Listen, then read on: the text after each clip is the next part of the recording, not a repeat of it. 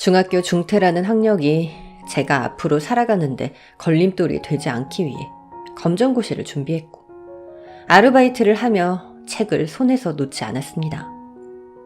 열심히 하다 보면 뭐라도 되겠지라는 마음으로 오직 일과 공부만 생각했죠. 공부를 하면서 아르바이트를 하기 위해 전 야간에 할 수 있는 편의점 아르바이트를 하게 됐습니다. 손님이 없을 때 틈틈이 공부를 할 수 있어서 제겐 아주 좋은 일자리였죠. 그런데 세상은 절대 절 그냥 내버려 두지 않았습니다. 그날도 유통기한이 다 된 삼각김밥을 먹으며 공부를 하고 있었습니다. 그런데 술 취한 손님이 들어와서 편의점 물건들을 하나 둘 던지는 겁니다. 손님, 여기서 그러시면 안 됩니다. 필요한 물건 있으면 저한테 말씀해 주세요. 야, 내가 하나하나 보고 살 거라고. 그럼 여기 바구니에 넣어주시죠. 여기 있네. 야, 여기 있는 소주 다 살 거니까 다 담아. 전 손님이 시키는 대로 했고 계산대에 그 무거운 소주를 들고 가서 계산을 했습니다. 손님, 28만 4천 원입니다. 뭐? 28만 4천 원입니다. 이 새끼가 지금 바가지 씌우려고 하네? 무슨 소주가 30만 원이나 해? 손님이 많이 사셨잖아요. 돈이 모자라시면 몇 병만 사셔도 됩니다. 이게 돌았나, 씨. 야, 너 내가 누군지 알아? 지금 너 나 무시하냐? 취객이 절 향해 소주병을 들고 때리려는 순간 과거 아버지가 제게 했던 행동들이 생각이 났습니다. 야, 이 자식아, 너 애비말이 말 같지 않아? 5병이라고 했잖아, 5병! 아버지, 슈퍼 아줌마가 외상값이 너무 밀렸다고 더는 못 준다고 해서. 이걸 확 그냥. 너 오늘 정신교육 좀 시켜야겠다. 너 일로 와! 아버지, 잘못했어요. 지금 뭐 하는 짓이야? 아버지, 내 아들이에요. 내 아들 내가 교육시킨다는데 왜 난리야? 이 자식아, 할 짓이 없어서 이 어린 것은 맨날 술심부름이나 시키고. 아이고, 그렇게 분이 안 풀리면 차라리 날 때려라, 날! 그 순간 아버지 생각이 나서 분노가 치밀었습니다. 전 소주병을 그 사람의 머리를 향해 휘둘렀습니다. 술 먹고 싶으면 곱게 처먹어. 왜 날 때려? 왜? 당신은 사람도 아니야. 당신 같은 인간은 차라리 이 세상에 없는 게 낫다고! 전 완전히 이성을 잃고 취객을 공격했고 결국 경찰이 출동해서 현장에서 검거됐습니다. 야, 너 이거 살인 미수인 거 알아? 아니, 10대 청소년이 소주병으로 사람을. 진짜 미친 새끼. 너 이 사람 죽이려고 한 거야? 아니에요. 그러면 소주병을 들어. 전치 12주 나왔어. 너 만약에 저 사람 잘못됐으면 네 인생 완전 끝이라고. 끝! 이건 말할 것도 없어. 넌 소년원 가서 반성 좀 해야 된다. 정과도 있는 놈이 잘 사나 했더니 여튼 너 같은 놈은 절대 안 바뀌지. 전 바뀌려고 누구보다 노력했습니다.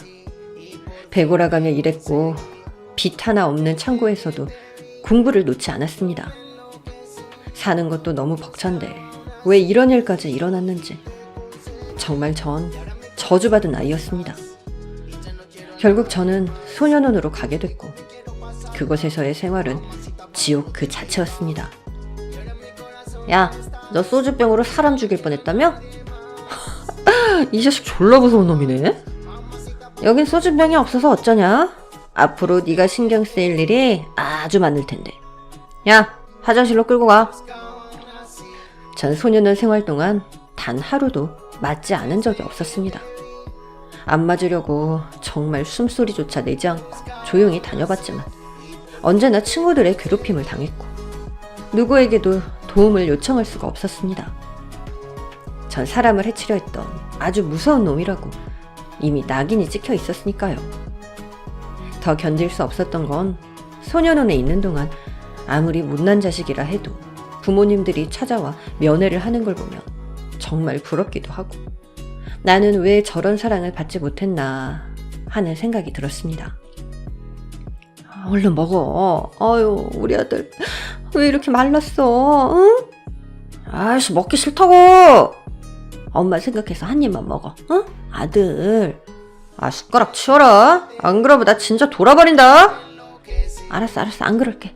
엄마가 내복이랑 양말이랑 속옷 넣어놨으니까 꼭 챙겨 입어야 돼. 알겠지? 아, 꺼져! 정말 그 모습을 보고 있자니 이런 생각이 들었습니다. 내가 저런 엄마가 있었으면 이런 곳에도 오지 않았을 거고 엄마한테 저런 행동은 하지 않았을 거라고요. 면회 장면을 지켜보고 있는 나를 발견한 그 친구는 절 노려보며 이야기했습니다. 야, 난 네가 부러워. 엄마도 없고 아빠도 없고 잔소리할 사람 없잖아. 넌 완전 재수 좋은 놈이야. 부모가 없다는 게 얼마나 좋은지 모를 거다. 그 소리를 듣자마자 전 주먹을 불끈 쥐었지만 할아버지를 생각하면서 참고 또 참았습니다. 2년의 소년원 생활도 끝이 날 무렵 갑자기 겁이 났습니다. 나가면 어떻게 살지? 라는 두려움이 엄습해 왔습니다. 매일 두들겨 맞아도 밥을 먹을 수 있고 잠을 잘 수 있는 곳이 있었는데 이젠 저에겐 아무것도 없어진 겁니다. 소년원을 나오는 날 제 마음과는 다르게 유난히 햇살이 따스했고 눈이 부시도록 세상이 아름다웠습니다. 하지만 제 마음은 점점 더 나락으로 떨어지고 있었습니다. 제 몸과 마음은 이미 갈기갈기 찢어져 너덜너덜해진 상태였습니다. 아무런 의욕도 살아갈 이유도 없었죠. 전 단속을 피해가며 노숙 생활을 했습니다. 아침인지 저녁인지도 모른 채 눈 뜨면 일어나고 휴지통을 뒤져가며 남이 먹다 남은 음식들로 배를 채웠습니다. 아니, 젊은 놈이 할 게 없어서 노숙이나 하고 정신머리가 글러먹었어. 저런 것들은 그냥 없어지는 게 낫지.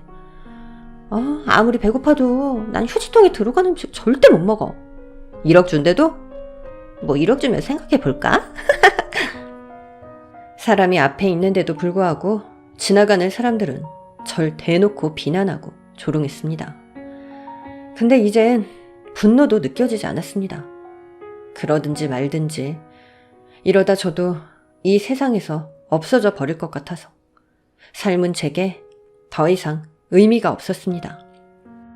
추운 겨울이 오자 노숙자들은 지하철 역사에서 잠을 자는 일이 많았습니다. 그러다 단속을 하면 무임승차도 서슴없이 하곤 했죠. 그날도 단속반이 떠서 자다 벌떡 일어나 온 힘을 다해 지하철 역사로 달려갔고 무임승차를 하게 됐습니다. 막차 시간이라 그런지 승객들은 별로 없었습니다. 지하철의 따뜻한 온기 때문인지 너무나 졸려서 잠시 몸을 누우려 했는데 뭔가 묵직한 것이 제 머리에 닿는 겁니다. 서류 봉투에 꼭꼭 싸매져 있는 물건. 전 이게 도대체 뭔가 싶어서 열어봤는데 살면서 한 번도 본 적도 없는 어마어마한 돈뭉치가 들어있었습니다. 전 순간 주변을 둘러봤고 혹시나 제가 이걸 발견한 걸 본 사람이 있는지 겁이 났습니다. 누구나 그럴 겁니다. 살면서 한 번도 손에 쥐어보지 못한 출처모를 돈이 눈앞에 있는데 가지고 싶은 욕망이 없는 사람은 없을 거라 생각합니다. 머릿속에는 오만 가지 생각들이 떠올랐습니다. 내가 이걸 들고 가버린다면? 괜히 들고 갔다가 경찰에 또 잡히기라도 하면 난 어쩌지? 지금 나는 3일째 밥도 먹지 못하고 사는데 5만 원짜리 한 장만 꺼내서 국밥이라도 사 먹을까? 정말 이 돈을 가지고 싶다는 생각이 굴뚝 같았습니다. 하지만 돈을 보니 갑자기 예전에 절 구해주신 판사님의 말씀이 떠올랐습니다. 그냥 누구한테 사랑을 구걸하는 것보다 나 자신을 사랑해주면 되겠다고 생각했어. 그때부터 나도 목표를 세우고 내가 특별한 사람이라는 걸 이 세상에 보여주고 싶었지. 건우야, 너 자신을 사랑하는 방법부터 한번 배워봐. 그러면 세상이 달리 보일 거다. 넌 특별한 아이야. 전 그 말이 생각나서 다시 봉투를 감싸서 그걸 들고는 경찰서로 향했습니다. 좋은 일이든 나쁜 일이든 제가 경찰서를 가는 것은 아주 위험한 일이었습니다. 비행 청소년의 살인 미수까지. 가봤자 제 말을 믿어줄 것 같지 않았지만 그래도 이 돈을 애타게 찾는 사람이 있을 것 같아 전 용기를 내보았죠.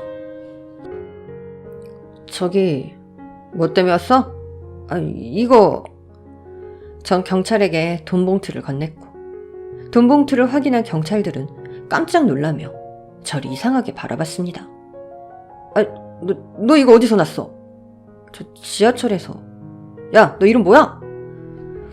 경찰은 제 이름과 나이를 검색해보더니 절 노려보며 이렇게 말했습니다. 너 이거 훔쳤지? 아니에요. 지하철 의자에 있는 거를 제가 발견했고 찾아주려고 여기 온 거라고요. 야, 네가 이제껏 한 짓을 봐봐라. 네가 한 말을 누가 믿어주겠냐? 너 이거 훔치고 보니까 너무 고액이라 감당이 안 돼서 여기 온 거잖아. 아니에요. 아니라고요. 너 예전에 그 애 아니야? 너 또 왜 왔어? 너 또 무슨 사고 쳤어? 저 사고 안 쳤어요. 정말이라고요. 아무도 제 말을 믿어주지 않았습니다. 전 그 돈이 1억이나 되는 줄도 몰랐고 정황상 제가 훔친 건 아니라는 게 결론이 났습니다. 밥은 먹었냐? 자, 이걸로 목욕도 좀 하고 밥도 사 먹고 그래. 이러고 돌아다니지 말고. 너 이 근처에만 항상 있어라. 또 네가 사고 치면 날 만나는 게 낫지? 딴 사람 만나면 진짜 골치 아파져. 전 경찰 아저씨가 준 돈을 들고 밥부터 사 먹었습니다. 그리고 다시 길거리 제 자리로 돌아가서 멍하니 앉아 있었죠. 배가 부르니 잠깐이나마 살만하다는 생각이 들었죠. 며칠 후 지하철 역사에서 자고 있는데 누군가 저를 툭툭 치는 겁니다. 누군가 해서 봤더니 저번에 제게 용돈을 줬던 경찰 아저씨였습니다. 널 보고 싶다는 사람 있어. 얼른 따라와라. 전 무슨 영문인지도 모른 채 경찰 아저씨를 따라 경찰서로 갔고 거기엔 굉장히 예쁜 아줌마가 앉아 있었습니다. 이 아이인가요? 네. 내 돈 찾아줬다고 들었어요. 내가 그것 때문에 얼마나 마음을 졸였는지 몰라요. 학생이 정말 날 살렸어요. 네. 이렇게 큰 돈 찾아준 것도 고맙고 해서 내가 학생한테 보답을 좀 하고 싶은데 뭐 해주면 좋을까? 말만 해요. 내가 다 해줄게. 야, 김건우 좋은 일 한 건 했네? 맨날 나쁜 짓만 하더니 살다 보니 별일이 다 있어. 잠깐만요. 건우? 이 학생 이름이 건우라고요? 아줌마는 갑자기 제 이름을 듣더니 제 팔을 잡고 소매를 걷어붙였습니다. 그리고는 팔을 이리저리 살펴보더니 갑자기 자리에 주저앉고 말았죠. 왜 이래요? 학생, 잠깐만 확인하는데. 뭘 확인한다는 거예요? 학생, 아버지 이름이 뭐야? 그건 왜요? 학생 지금 18살이지? 아버지 이름이 뭐야? 김성철이요. 학생, 저기 강원도 치자 동네에 살았지? 맞지? 그걸 어떻게 아세요?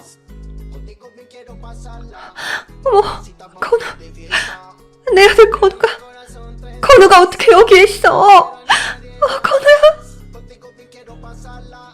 아줌마는 갑자기 절 껴안더니 제가 자신의 아들이라며 통곡을 했습니다.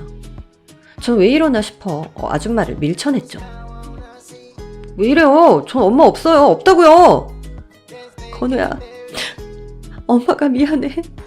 엄마가 그때 너무 힘이 들어서 네 팔에 있는 화상 자국이랑 푸른 점, 내가 낳은 아들인데 내가 어떻게 그걸 몰라. 그리고 네 아빠 이름 김상철, 엄마가 그걸 어떻게 잊니? 할아버지는 건강하셔? 정말 저에 대해서 모든 걸 알고 있었습니다.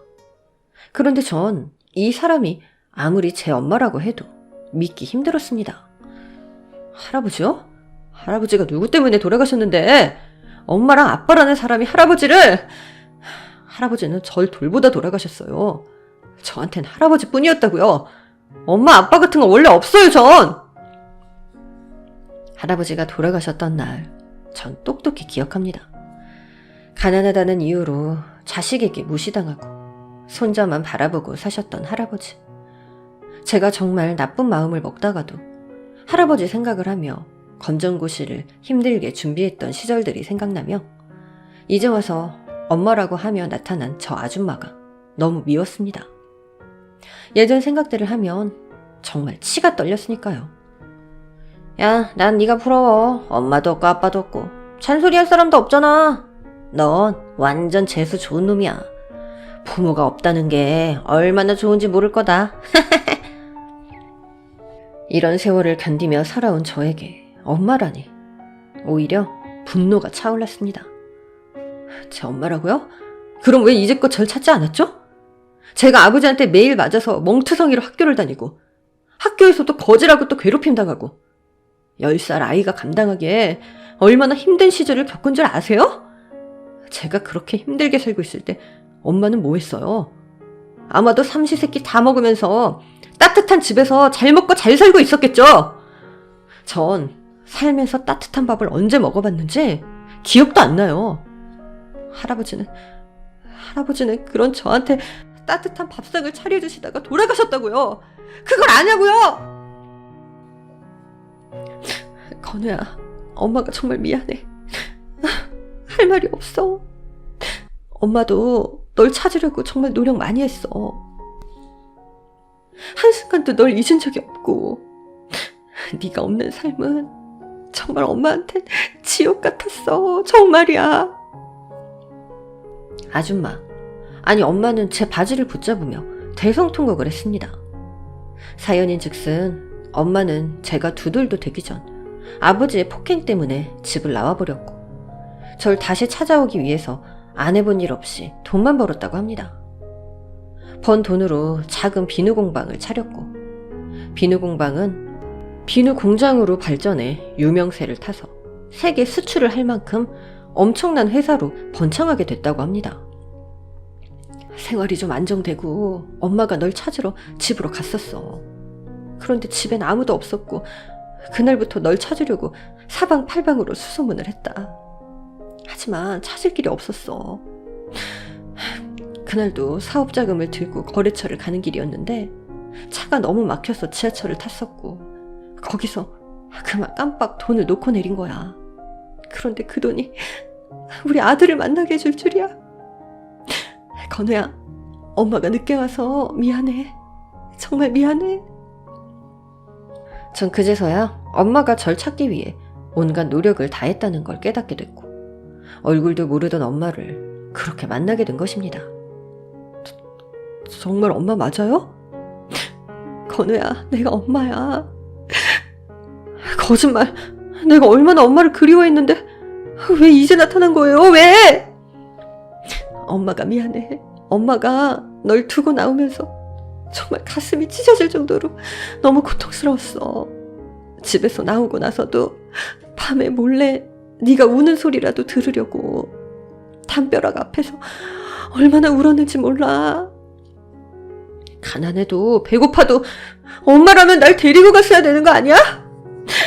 엄마, 우리 아가, 엄마가 정말 미안하다. 미안해. 내가 그동안 얼마나 힘들었는데, 얼마나 마음 아프게 살았는데.